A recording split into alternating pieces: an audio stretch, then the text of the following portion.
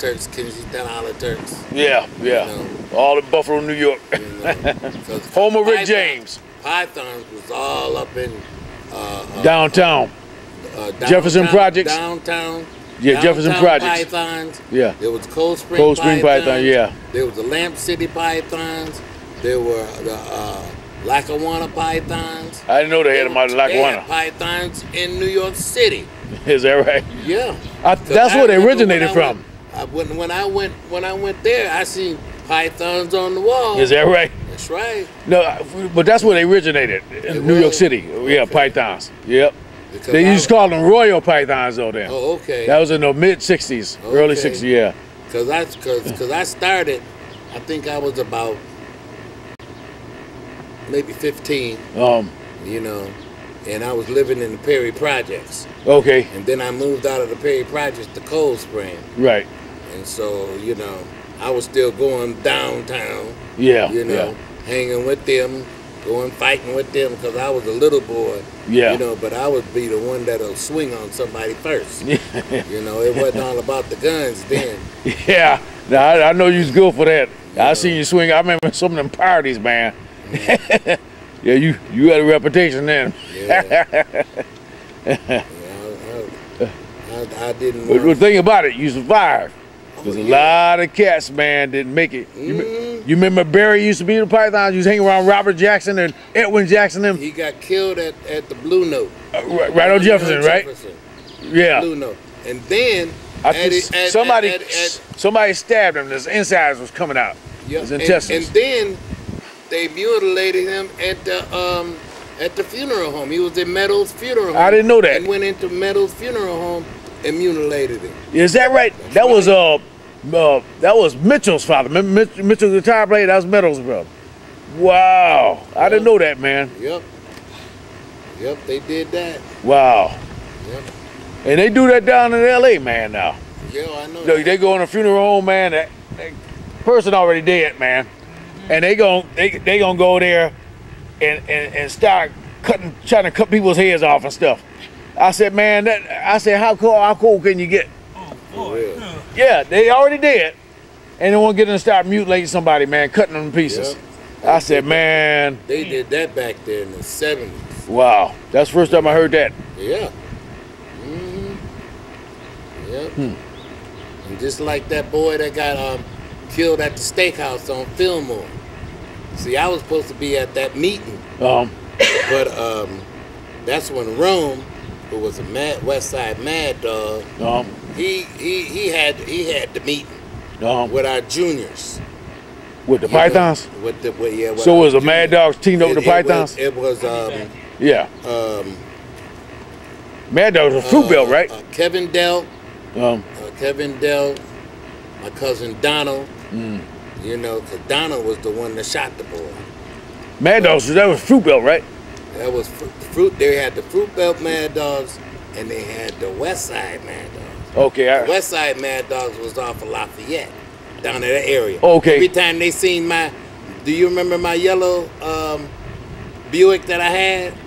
I had a yellow Buick with a burgundy top, leather cream interior. It was cream. And every time they seen that bad boy, they split. They split. And then I was, you know, everywhere I went, you know, they knew my car.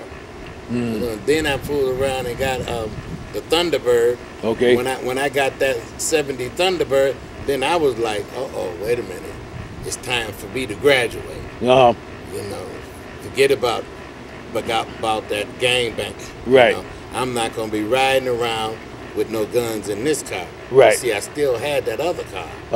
You know, so I went into hustling and wanting to be a pimp then. Right. That's when I ended up in so you went from a gangster and then graduated to pimp. That's what you do. You get your rep in the gangster. Right. You know, and then from there, that's when you go to hustler, pimp, whichever one. For me, I didn't like calling myself no pimp. Yeah. You know, I was a player. You know, I played the game. Yeah, but weren't you in the game called the Pimps one time? Yeah. Cornell Lilliard, Tweet. Billy Carmack, Andrew, and a few others, man. Hey. But it was a gangster. It wasn't an actual pimp. They just called themselves a pimp. Yeah. Yeah. Because I remember Cornell used to come around saying, "I'm Nell." I think I was about 13 then, because that's when they first started having the Mayor Youth Program here in Buffalo. You know, and I got me a job because I was like that. I'm gonna work. Right. So I got a job with the with the Mayor Youth Program, and they had us out there cutting grass all over, parks and things like that. Right. But guess my supervisor was nephew of Stefano Magadino. Stefano Magadino was Gambino's cousin.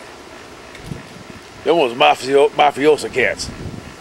Italian mafiosa. Because Stefano, he ran Western New York. He ran that. Gambino was in New York City. He was big, boy. Yeah. Because when he first came over here, he raised up real quick. Because like when they had that they had where all the families was to get together up there in Syracuse, in the woods. There was a house out there, and somebody must have told because the FBI knew about it and they raided the spot. I'll never forget that. You might see it on some of the gangster hookups. Right. Yeah. But Jerome, tell me, out of all this, you going through the gangster period, the drug dealer period, all the time, your mother was in the gospel of Jesus Christ, and I understand she used to direct choirs as well, right? Yeah. Very active in the church. Yeah, definitely. Now, was she aware of anything you were doing, or you just? She knew I was a gangster. Is that right?